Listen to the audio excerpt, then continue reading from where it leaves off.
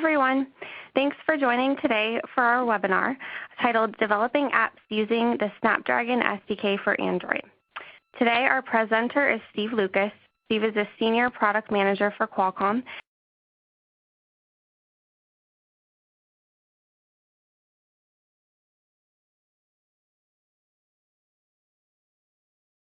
And in this role, he works with developers and device manufacturers to provide easier access to new technologies and to optimize apps for Qualcomm chipsets, including the Snapdragon platform. Steve has more than 10 years of experience in mobile app development. A few things to note before we start the webinar. The slides and recording will be available to you by next week, and we'll email them to everyone who registered to attend today. The video will also be available publicly on the Qualcomm Developer Network website, and that's developer.qualcomm.com. If you have any questions during the webinar, please submit them to us through the Q&A field on your screen, or if you're a Twitter user, you can send in questions to us using the hashtag Snapdragon SDK.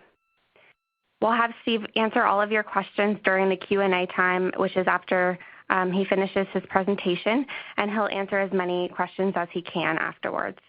And with that, I will hand it over to Steve to begin the presentation. Thank you, Katie. Welcome, everyone. My name is Steve Lucas, and in today's webinar, I will be discussing with you who we are as Qualcomm, what my group does as part of the Snapdragon ecosystem, the experiences we're working to expose with the Snapdragon SDK for Android, how to develop with it, and finally, a summary and next steps, at which point I'll be taking any questions you may have. So thank you all again very much for joining us today.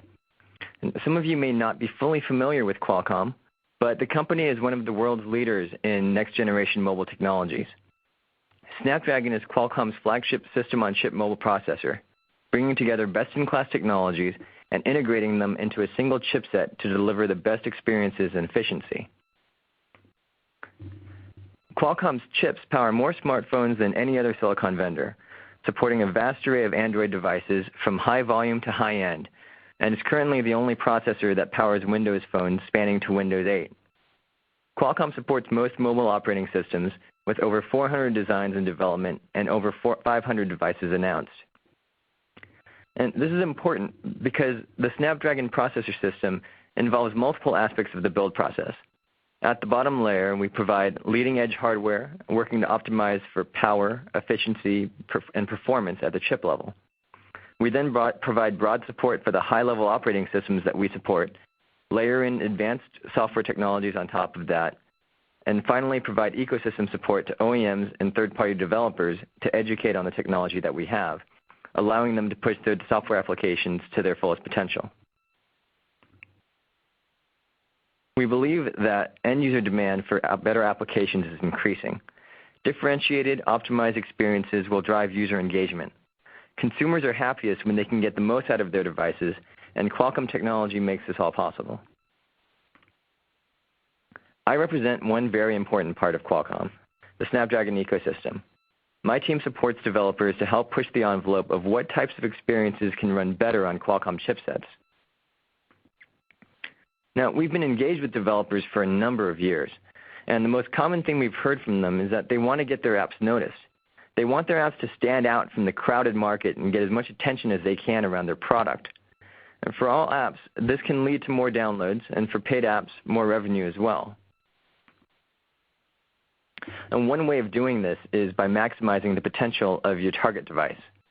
In Android, you can easily write applications that target a broad range of devices, and we have technology for that purpose, such as our Adreno SDK for graphics, or technologies that we promote such as AllJoyn, FastEV, and Vuforia. When utilizing these software frameworks, any potential optimization in Snapdragon occurs automatically with no code changes in your app. Alternatively, developers can also work on optimizations to a specific device, getting deep into the hardware and partnering with an OEM to get the most power and efficiency out of a targeted chipset and OS build. This can require a lot of focused effort with a limited addressable target, as an OS update to the device, for example from ice cream sandwich to jelly bean, might break any specific optimizations that were done for that build and require some re-engineering effort. So this showed to us that there's a gap. I mean, you can either target broadly or target specific devices, and we're looking for something in between. And we believe the developer community can be better served by having a way to enable applications to access extended functionality and optimizations beyond the standard APIs that work across multiple chipsets, across software releases. So our solution for this is the Snapdragon SDK for Android. What we've done is we've pulled together some of our deeper layer technologies and provided APIs for developers and OEMs to easily take advantage of them. Our mission statement was to make advances in our hardware technology easier to get to and simple to use. So Qualcomm handles integration of the Snapdragon SDK API layer and provides that plumbing to our device manufacturers so you can focus on making great apps. Now, when I bring up targeting hardware features, several questions may come to mind. Snapdragon processors are offered on a wide range of devices, and not all high-volume devices can offer the same features and functionality as those on the high end. Additionally, non-Qualcomm devices may not support any of these features at all. As my group is very anti-fragmentation, our solution here is in how we architect our SDK. We have it broken down to a series of downloadables based on feature, and each feature has its own runtime feature detection component. When the feature is supported on the chipset platform, the device hardware supports the feature, and the device manufacturer enables the feature detection method returns a positive result, allowing safe access to the feature from the application. This way, apps that are properly built here can then be handled with a single application deployment to the marketplace and still be able to take advantage of hardware features when available. So in this next section, I'm going to go over what types of experiences you can expect to be able to create with the Snapdragon SDK for Android. We have two categories of features. The first is for driving new experiences altogether. And this is where you'll be able to see an instant visual difference in being able to interact with your application. We've made advances in the field of camera, sensors, and what we're calling touch-free gestures. In camera, we've extended Android's face detection capabilities, which they've introduced in Ice Cream Sandwich, and added in facial processing. This is where we measure a user's smile, monitor which direction their eyes are looking, and even detect blinks or how much their eyes are open or closed. If you've seen us in any conferences in the last year, you may have seen our Smart Shutter demo, where our camera waits for the best shot to take a picture. Beyond that, we've seen a number of additional use cases with the software, such as profiling a user's interests or emotional responses, or even using facial expressions to drive user interaction. In sensors, we've added new event types for easy integration with responding to directional taps, pushing or pulling of the device, directional shakes, or turning the device face up or face down. You can use these controls to provide more intuitive types of application input without having to navigate the touchscreen. Think about silencing an alarm by turning your device upside down, switching between applications with a quick tap, or even scrolling through a Rolodex or photo list with a flick of the wrist. Now, our newest technology, just released in the last couple of weeks, is touch-free gestures, allowing user input by either waving your hand over your device or holding your hand at a distance and swiping quickly or performing fine-tuned input. And here you can imagine being able to turn the pages on a cookbook while in the middle of baking without interrupting your flow by wiping the flour off of your hands, or answering or silencing a call with a wave while your device is still in its dock, or using this technology to activate your favorite media in the morning while getting ready and brushing your teeth, for instance. And the other category for features that we offer is performance optimization. And the focus here is mainly on optimization detection, being able to determine the availability of hardware-based feature improvements where traditionally APIs do not provide that type of feedback to the application. We also, in some cases, will show you different ways of using those APIs in order to get the most out of your platform.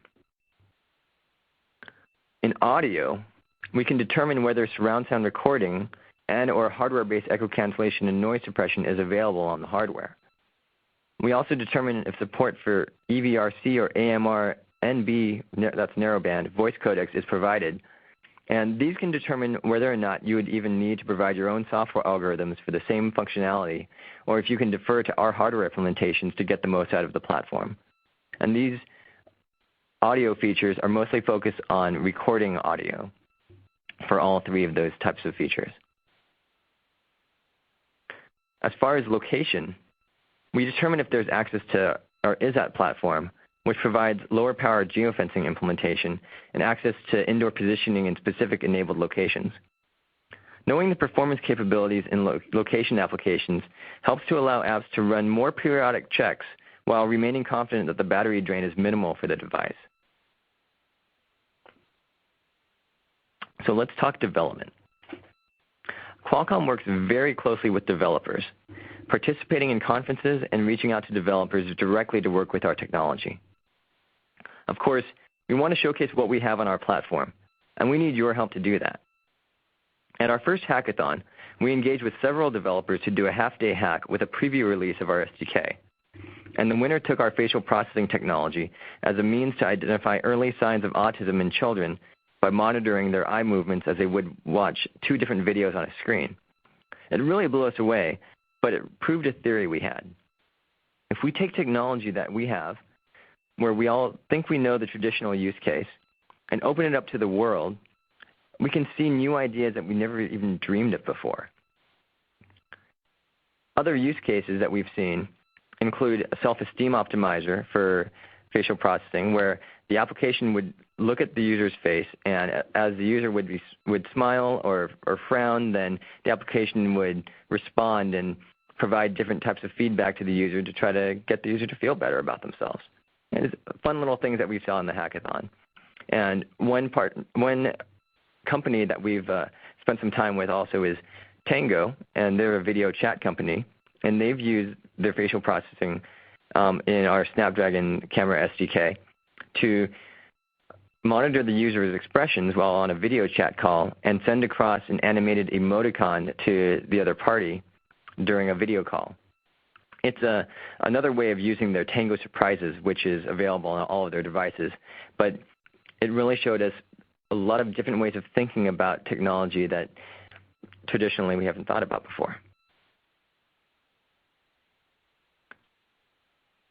So what's in it for you as a developer?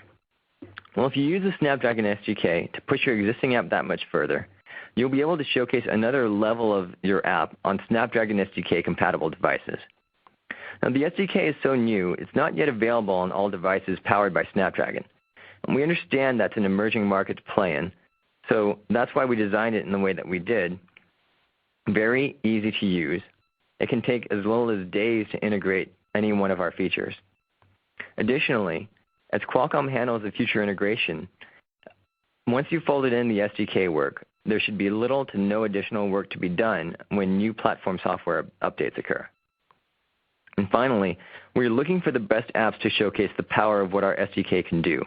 And we plan on promoting these apps on our website, to our OEMs, and in our conference promotions as well, including in interviews, keynotes, booth demonstrations, etc. To summarize here, there is a minimal effort to integrate, but a very high potential to get noticed.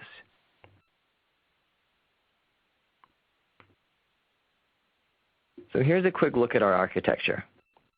With multiple libraries available as part of the Snapdragon SDK for Android, these libraries at runtime are able to determine whether or not the advanced capabilities are available on the target device. The libraries are distributed through our developer website, QDevNet, found at developer.qualcomm.com. And you'll see here how applications are able to bundle in the libraries, and the libraries will be able to detect at runtime whether or not the features are available. So think of this like in the old days before front-facing cameras became ubiquitous. When the first front-facing camera started to roll out, then what an application would do as a camera would detect to see if the front-facing camera was available. If it was available, then that became a new option for the application to switch to the front camera. If that front camera was not available, then it was still a fully featured application that would be able to do all the photo taking and picture sharing. It would just be able to have that additional functionality when present. And that is the design that we recommend with the Snapdragon SDK for Android. You'll also see that there are multiple libraries. The Snapdragon SDK has multiple components to it so that you can determine which features that you're interested in and just download those specific features as a separate library. And that way you don't have to deal with a large overhead of having to fold in all of our different features, but instead can pick and choose what interests you the most.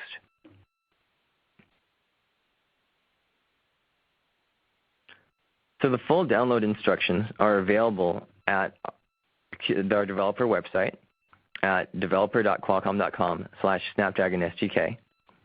This gives information on how to download the components, because the way that we're doing this is we're handling our downloads through the standard Android SDK Manager.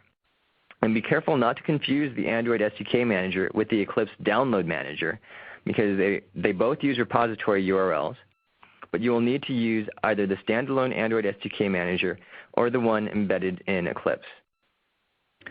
So what I'd like to do real quickly here is share my screen with you to make sure that you understand exactly how this Android SDK Manager works. So I'm going to load up the screen sharing. And you may need to pop up another window for that. So this Android SDK Manager is a tool that comes with the Android SDK when you download the Android SDK from Google. You can either launch it directly or you can open it from Eclipse. Once you've opened the manager, you'll see here a number of different available platforms and extensions that you can download for Android. And what you would do is you would go to your tools and manage your add-on sites, set up your user-defined site, and let me open this up.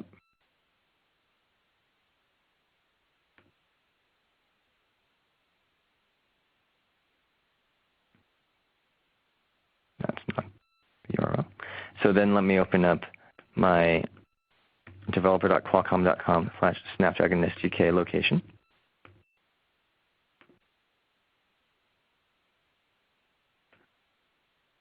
So this is the website that tells you how to download the SDK.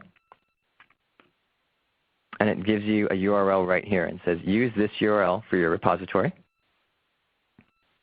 So I'm going to copy that and go back into my SDK Manager and enter that URL.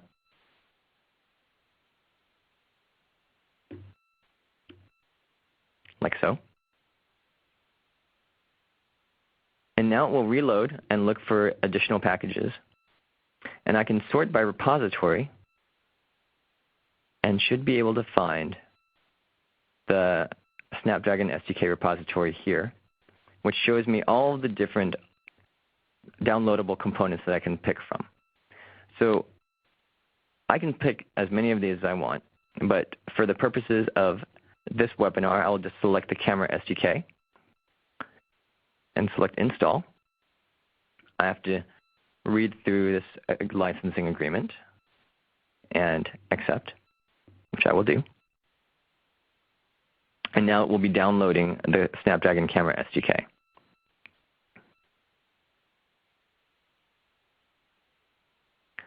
Once it's done, the package is installed, I can open up my Eclipse Project Manager, IDE.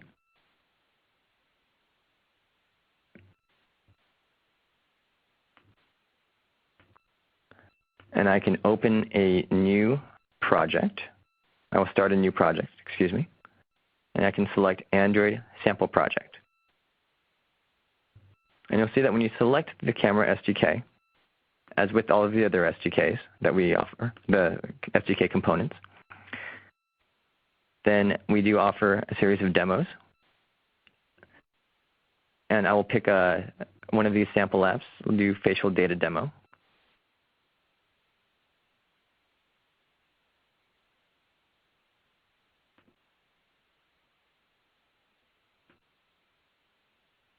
And from here, I can examine the source code and see how it interacts with the extension library here. You see the Snapdragon camera extension.jar. If you want to write other applications besides the demo, besides the sample app, then you would just need to copy this jar file here into your libs folder for that sample. And you can examine the code to see exactly how the detection works and how we use our SDK. And from here, you'll be able to run the sample. And right now, you'll be able to run it on any device, but then it will let you know whether or not the underlying target is compatible. So it's really that simple. And I'll come back to the webinar now.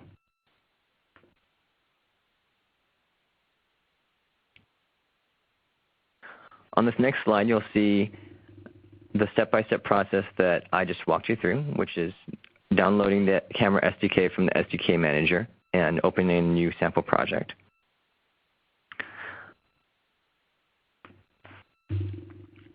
So as far as compatibility goes, I've already mentioned the runtime feature detection that we offer. And currently, only our development hardware is capable of running the SDK features on target. So if you have one of our MDP devices from B Square, that's 8960 or 8064, also known now as the Snapdragon S4 Plus MDP smartphone and the Snapdragon S4 Pro MDP tablet, then you'll be able to run either the 1.0 features of the SDK or the 1.1 features. Currently, only the tablet supports the 1.1 features, and the key difference between 1.0 and 1.1 is that the touch-free gestures are currently only available on the tablet at this time. And we do not currently provide emulator support, so the development hardware is the recommended way to go until commercial devices become available. And I'm sure what you're most curious about right now is probably which commercial devices can run the SDK features. And while today this is limited to our development hardware, we will announce compatible devices as they become available, providing information on our website as well as through social media. We plan on maintaining a list of compatible devices for ease of reference, as well as a list of compatible applications. Now, to be included in our compatible applications list, please contact us directly through our contact form on the developer website. And finally, we also plan on releasing a test application that can run through the whole feature detection suite and report which features are supported on a specific device.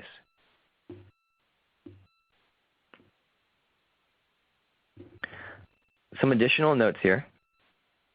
Since you choose which SDK technologies you want to download individually, you may want to write an application that takes advantage of multiple technologies. For example, you may want an application that takes advantage of both the camera as well as the sensors features. So in order to do that, you would simply need to copy the extension jar file from each of our distributions and combine them into the project libs folder for the application. So I can actually show you one key element, which is that once you download the Android SDK, the Snapdragon SDK components, then they will reside in a folder under your Android SDK installation path, which is called add-ons. So I'm going to go back and screen share one more time. And I'll let you open up the screen sharing window. And you'll see under add-ons, then you'll see a list of all the different add-ons you've installed. And in this case, you'll see the add-on for the Snapdragon camera SDK. Let's see which one I'm. This is the current version right here that I downloaded. You will, in addition to a copy of the extension jar, you will also see docs here that you can open up and see information on how to best use the APIs. This is also where the samples are included if you don't want to use Eclipse to open up the samples. And of course, there's also more information in here so that you'll be able to use all the reference in these add-on folders to be able to read up on documentation. Documentation and reference is also available on our website as well.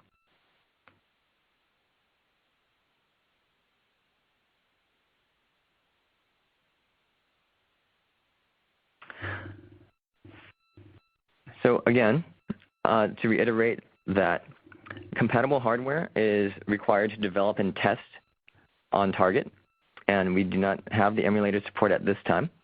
So we do recommend getting that hardware from B Square. And as far as compatibility goes, initially, then the SDK is available on select MDP devices, as we outlined earlier. Thank you. And we do have SDK support planned for all of our future Android devices, although feature compatibility will vary by manufacturer and by device.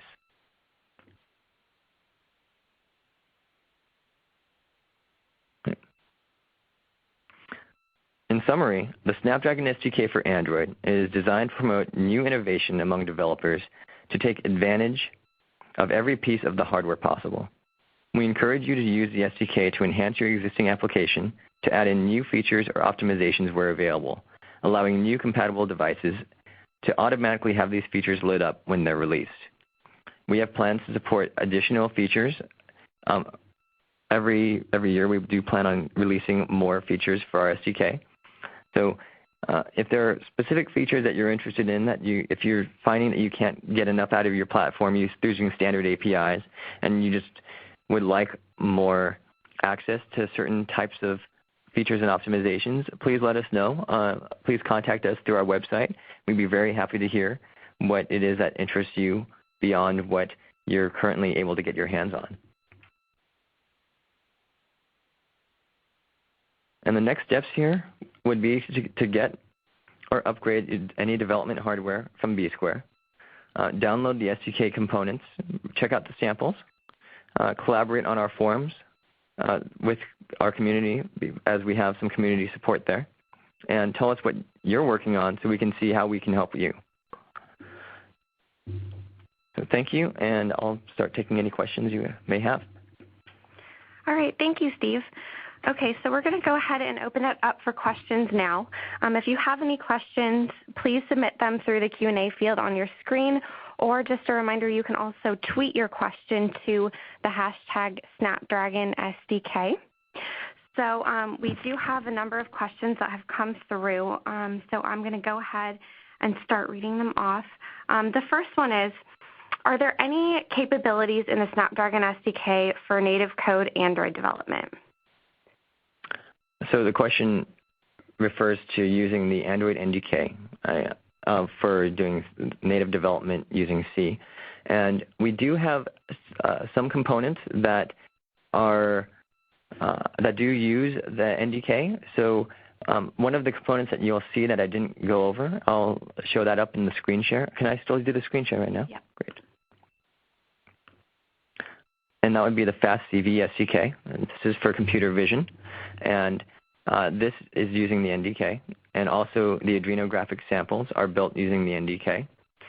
Our focus for the other SDKs at this time was to use these in the Java space. So we don't have NDK support for those yet, but those are factors that we're planning on folding in the future. Okay, thanks, Steve. The next question is, if I already have the MDP, can I update it for Snapdragon SDK support? Yes. Well, it depends on which MDP you have. But if you have the MSM8960 MDP smartphone device, then you'll be able to upgrade that to run the Snapdragon SDK 1.0 features. And that's everything I presented today except for the touch-free gestures. And if you have the Snapdragon SDK, if you have the APQ8064 MDP tablet, then you'll be able to update that to run all of the SDK 1.1 features, including touch-free gestures. Okay, thanks, Steve. Do you have information on how much the MDP devices cost? You can find that information on our website through B-Square. I believe if you do developer.qualcomm.com/MDP, then that will be a shortcut that will get you eventually to that information. But B-Square has the pricing on their website, and our website directs you to B-Square. Okay, thanks. The next question is, does Qualcomm provide an emulator? At this time, we do not have an emulator for these features. This is something that we are looking into, though, and we will announce that information when it becomes available. Okay. The next question is, do you have any quantitative statistics on how accurate your gaze tracking features are? For example, accurate to a certain percentage of the screen size? We don't have those specific metrics, but that is something that I can look into and try to get back to you on. If that is information that we can look into, then we can post that information as part of our documentation. Okay, thanks. Is there support for the LG Nexus 4 on Snapdragon SDK? At this time, we do not have a Snapdragon SDK support for that device, although knowing that information or knowing that demand is helpful for us to be able to work with our partners to try to get that support going. Okay, thanks. Is there a coding challenge related to the new touch-free control? We don't have, I don't believe that there's a coding challenge yet that we have announced. If there is one, then just keep an eye on our website and through social media, and we would make that announcement through those channels. Okay, thanks. Is the Quips indoor location piece live, and is it working now in the SDK? The Quips indoor location piece is available. However, the number of buildings that are enabled with that technology is still emerging, so that is not that viable for you to work with at this time. Okay, thanks, Steve. The next question is it possible to get the B-Square hardware from other countries outside of the U.S.? That, I would not actually have that information. B-Square would be able to answer that question. Okay, so on the B-Square website yes. is probably the best place to go for that information. Okay. Are the devices that support this SDK similar to the regular Android devices? Yes, that's one point of clarity, that the Snapdragon SDK compatible devices are really an extension of standard Android devices. This is not a replacement for the Android SDK. These are extensions, so that's why we use the standard Android SDK manager. And that should hopefully clarify that the Snapdragon SDK support is provided as an extension of the Android SDK, and as such, these are extensions that are loaded onto Android devices. Okay, that makes sense. The next question is, do you have any tools that can help us do Snapdragon-specific system analysis when optimizing apps? For example, GPU counter access. I know we do have the Adreno SDK for analyzing the GPU performance, as well as, I'm not sure if it's currently available, but I know that we do have a Trepin profiler as well for monitoring some power information. And that information should all be available on developer.qualcomm.com. Okay, thanks. The next question is, does Qualcomm have a developer program? Yes, we do have a Snapdragon developer program, and that can also be found on our developer website on developer.qualcomm.com.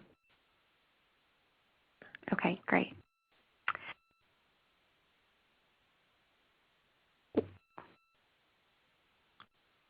Does Arduino support OpenCL acceleration?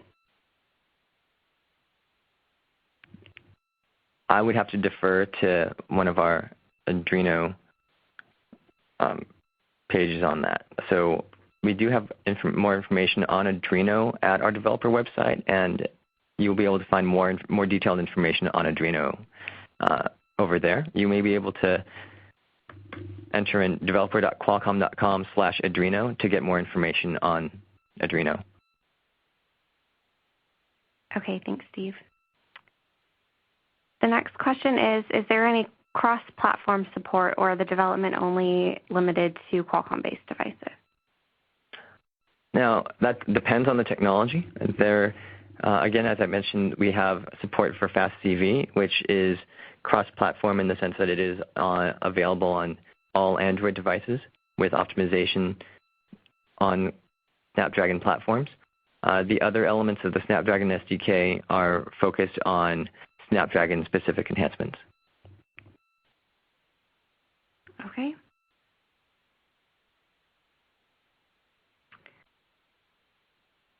The next question is it possible to use and access the Snapdragon SDK features right inside from Unity 3D like Vuforia?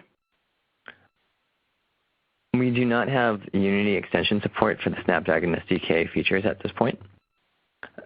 Although, I'm sure you already know, then Vuforia has the Unity extension, and I believe there are Unity extensions being planned for some of our other technologies as well, but not currently for the Snapdragon SDK for Android. Thanks. The next question is there support for BADA devices?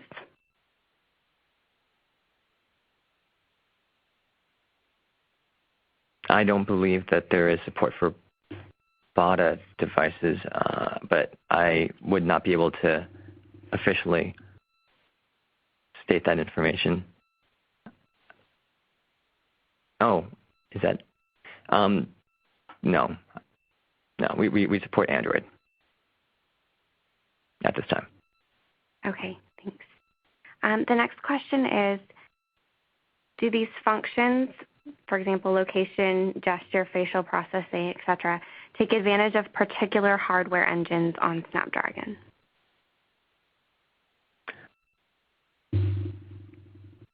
Depending on the feature, there is hardware optimization. Some of the optimization occurs because we have specific access to the hardware and software integration. So it depends on a feature-by-feature basis on whether or not that it's specifically through hardware optimization or hardware and software integration. Okay.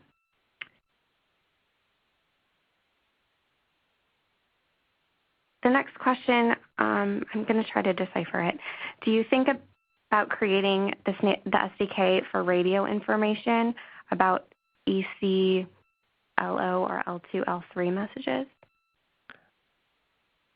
We haven't looked into setting up an SDK for the radio information. I know if you're looking for modem information, we do have a Gobi SDK, which is separate, but that may not be what you're looking for.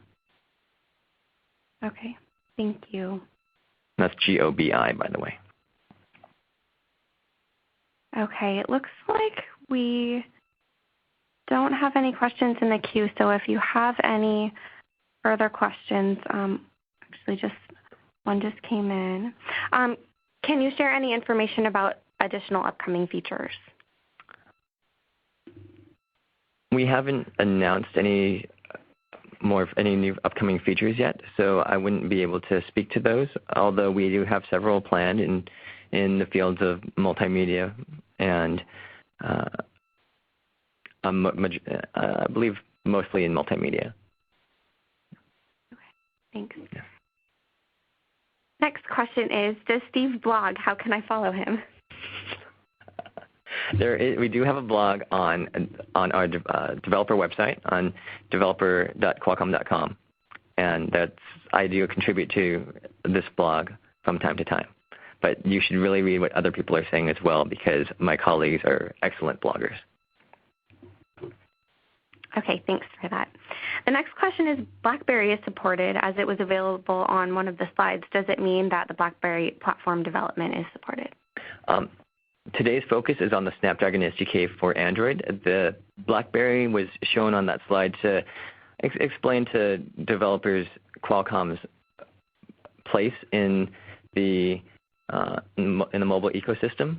So while BlackBerry we do not currently support BlackBerry with the Snapdragon SDK for Android, then we are looking at seeing what types of other products that the Snapdragon SDK would be able to have a version for. Okay, thanks. The next question is, can the SDK be used for hexagon DSP algorithm firmware design and implementation? We don't have that type of support at this time, but it is something that we can look into. Okay. Does anyone have any further questions? If you do, please go ahead and submit them now. We'll just stay on the line a few minutes to see if any further questions come in. As a reminder, you can submit them to us after the presentation is over. We have actually on our QDevNet, our Qualcomm Developer Network website, a forum where we have any questions relating to Snapdragon SDK can be posted there and would be answered in a really timely manner. So if you have any follow-up questions after this webinar is over, you can certainly go on our website and ask them there. So we will just remain on the line for another couple minutes to see if any further questions come in. And also as a reminder, we will have the slides from the presentation as well as the recording available next week. So those will actually be emailed to you. And we also post all of our webinars on the Qualcomm Developer Network website and on our YouTube channel. So you can always reference them in the future if you want to re-listen to the webinar.